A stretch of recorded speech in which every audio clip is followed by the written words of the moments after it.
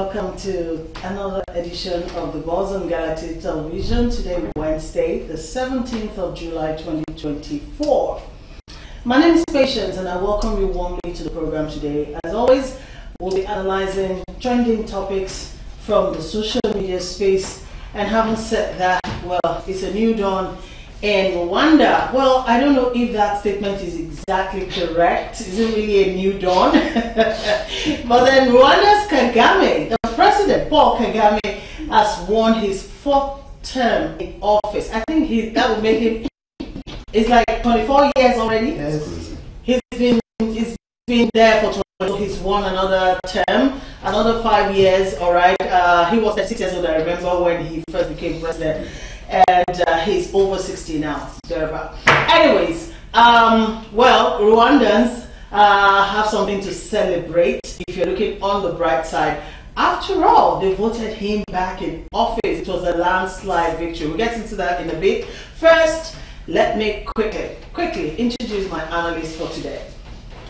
The indefatigable Mr. Nuruddin Adigbenu is back this week. Of course, you know he's always here every Wednesday, and it's an honor to have him on the show. He's joining us as a lecturer. He's also a journalist, a seasoned one at that, and a public affairs analyst. Good afternoon, Mr. Adigbenu.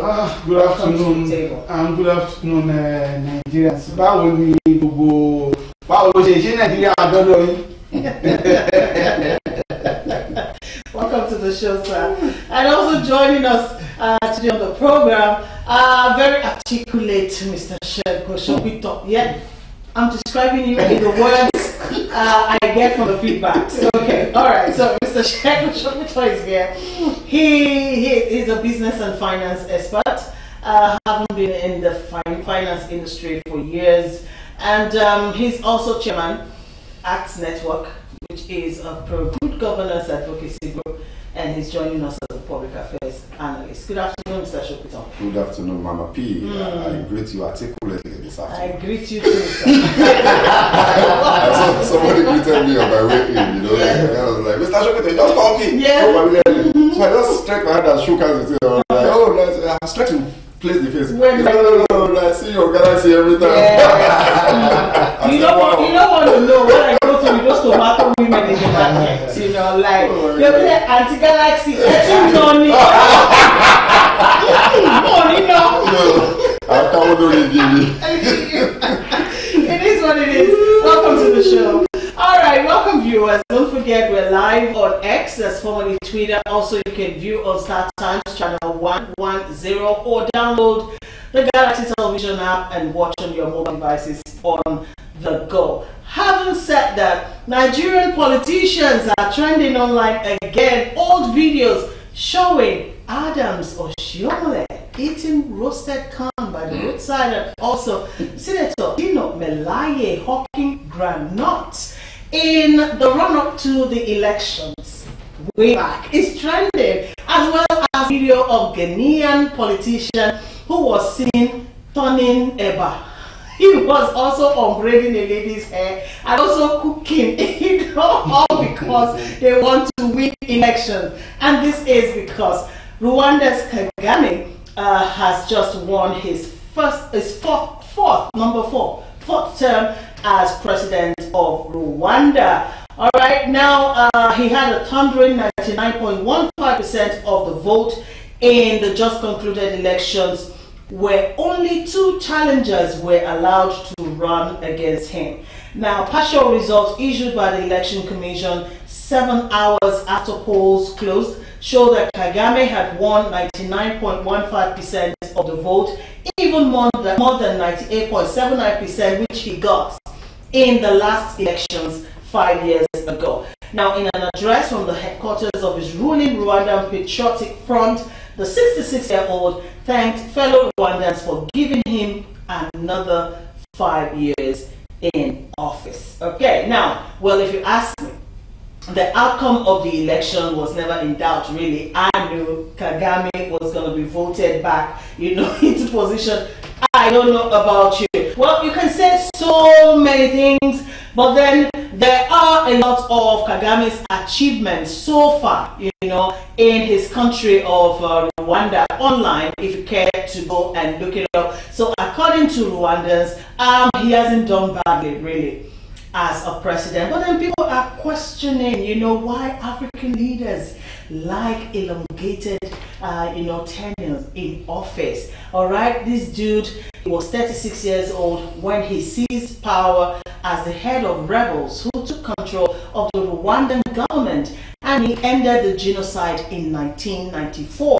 He was vice president, and he was also the de facto leader from 1994 to 2000 when he first became president. And today he is still president since that time, 24 years after. Mr. Jigbero, Mr. Shopito, let's talk about what people are talking about online, as per African leaders, staying put in power and not willing to relinquish their hold. Well, it's not about spending much time, is the first thing.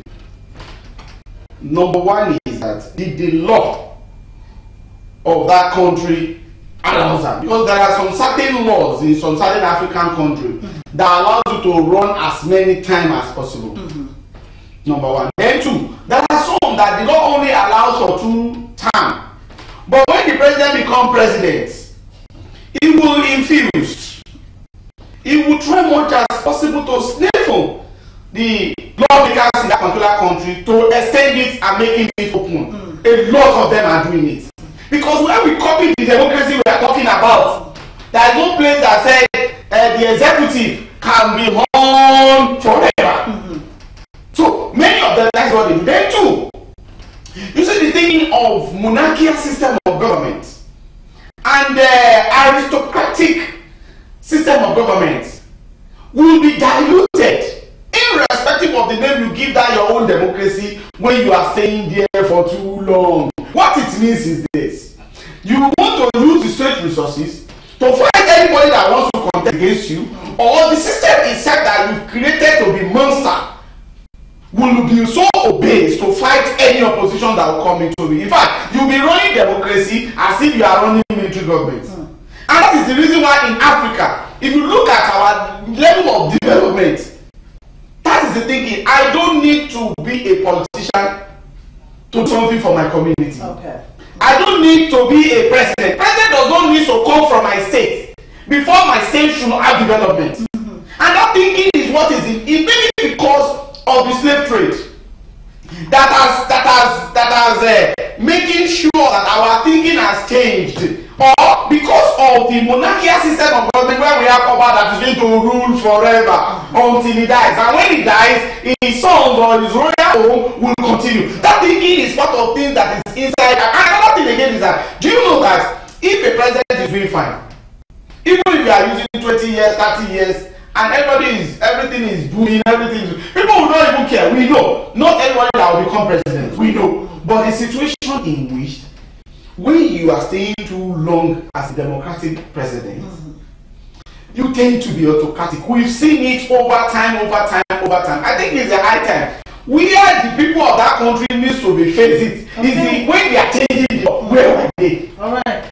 Thank you so much, Mr. Igbero. Now let me come to you, Mr. Shopito, and ask the obvious question: is it really bad, to have an elongated tenure in office, especially if you're doing well as a president? I don't think it's a yes or no answer, really.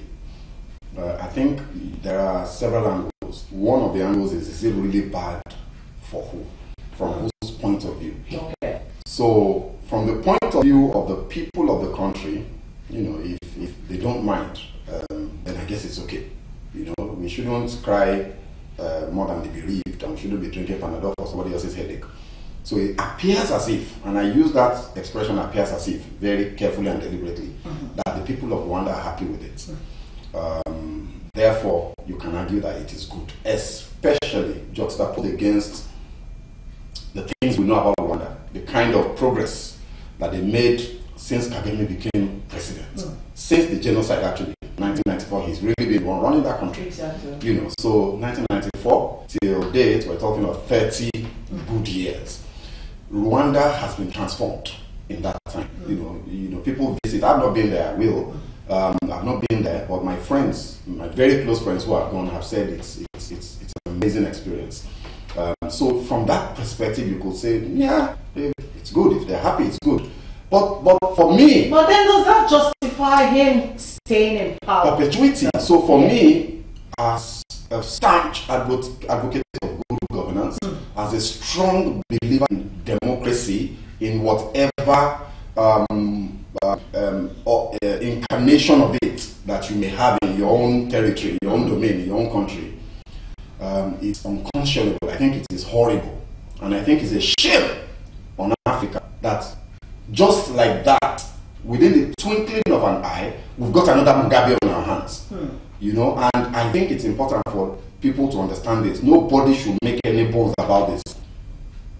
Paul Kagame is a dictator. He is a dictator. The only difference between him and the Abachas of Nigeria is that he did not come by a gun and he doesn't have a khaki on his back. He's a dictator. These elections were a sharp. They did not have elections. This was a selection and a coronation. The man is a king and a monarch in Rwanda. He has used the fear of war and the genocide that happened in that country to repress and suppress opposition, and to suppress and to program the thinking of the whole country. Look, Rwanda is going to unravel. This is my prediction. As somebody who claims, I believe I understand the way human societies work, Rwanda's unraveling is only a matter of time. The progress that we see today is coming at a cost that no human society can afford, the cost of freedom. So as we speak now, the real opposition to Kagame were banned. The people that ran against him were his colleagues in office. How can anybody in any election win 99% of votes? It's ridiculous, it's impossible. It's impossible because no matter how good you are, there must be somebody that like you. And they must be significant enough as a part of that population. So that election was a joke. You know, they didn't have elections, they just had the coronation. This is a dictator, and it's only a matter of time. This guy is going to stay there longer than Mugabe. And he will get worse. They taught us in government, in school, power corrupts, and absolute power corrupts absolutely. So, you know, the man has absolute power, nobody can challenge him. He jails people and all that. So it's only a matter of time before he derails, which they always do. Mugabe was a fantastic leader, and people love him. He was a freedom fighter until he started, you know, and here we are. So it's only a matter of time. We will see another Zimbabwe. Thank you, gentlemen. I mean, also what you mentioned about him being, you know, a dictator and also, you know, running a repressive, you know, style of governance is not far from what the international media, you know, saying about Paul Kagame. But then you can't take it away from this guy that he has actually done so much as well, you know, in transforming his country, Rwanda. But then let me quickly share the view of one of those who commented about Paul Kagame's election win on social media. I found this quite interesting. All right, so here goes. Let us not be deceived or carried away by the Westerners' system of democracy. If Paul Kagame is building Rwanda, there's nothing stopping to continue to lead. Some countries are here, you have democracy every 4 or 5 years, and they are not better off. The model of democracy or leadership introduced by the West is not meant for all the world. Most progressive nations of the world today are not democratic. What the people need is a country they can call their own. I disagree. I totally disagree. That's a statement. Look, one of the things that Nigeria politicians, they also, the same thinking that all the African politicians has is this. Exactly. Number one, you see a governor that the food that you are eating is from public funds, it's from our money, our collective money. The vehicle that you are driving, they will not think as if they are more Nigerian. They are better than us. They are better than us, number one. And the thinking, who says that Paul Kagame is the only one that can lead that country? There is nothing again is this. If you see all these politicians, the thinking in their mind, every time they think they are better than us. And it has shown. In fact, it is obvious. How many of them can even control their wives? We see all the way they control the first ladies now. We see them. How many of them can control their own children? Yes. It's not a KPI. No, yes. Yes, it is. If you want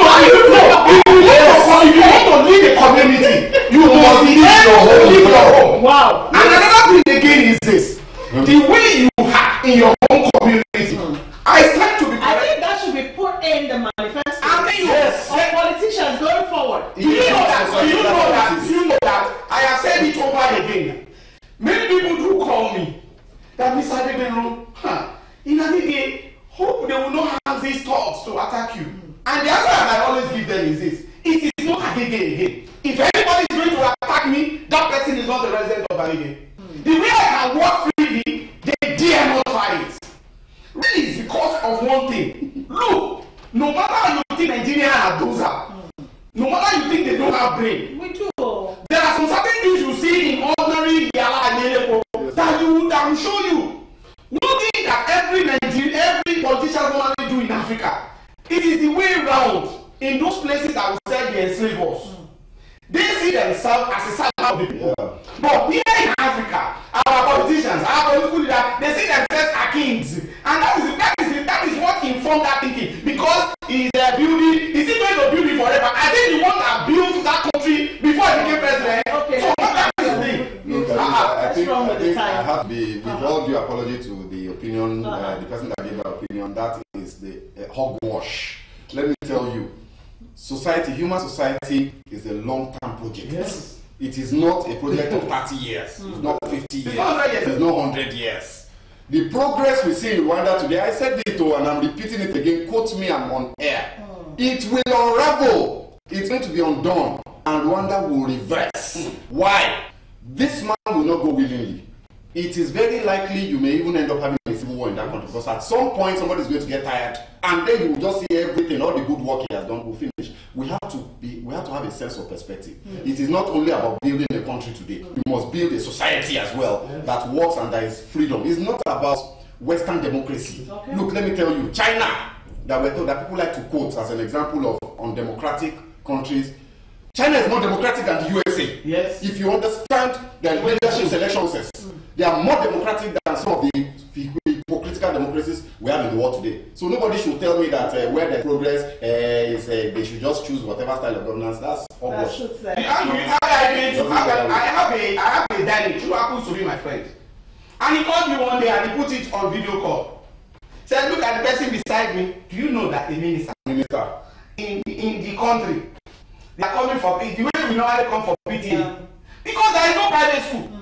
Everyone is going to public school. And just so you get the minister. And the man has not stolen money, so he's not praying on anybody. So he comes for a meeting like everybody. Yes, true that. Thank you so much. Okay, so Rwanda's Paul Kagame is trending seriously online after his election.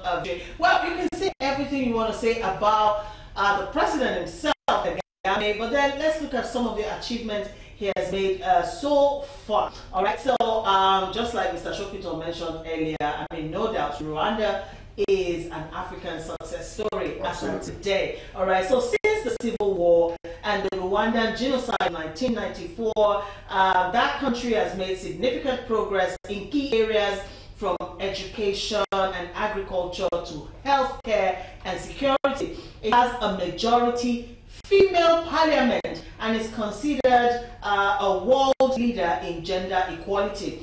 Despite taking a hit from COVID-19, in 2020, like the rest of the world, Rwanda's economy is now largely stable, and it is hoping to achieve middle-income country status by the year 2035. So because you have female, it's not gender sensitive. What are the debate? But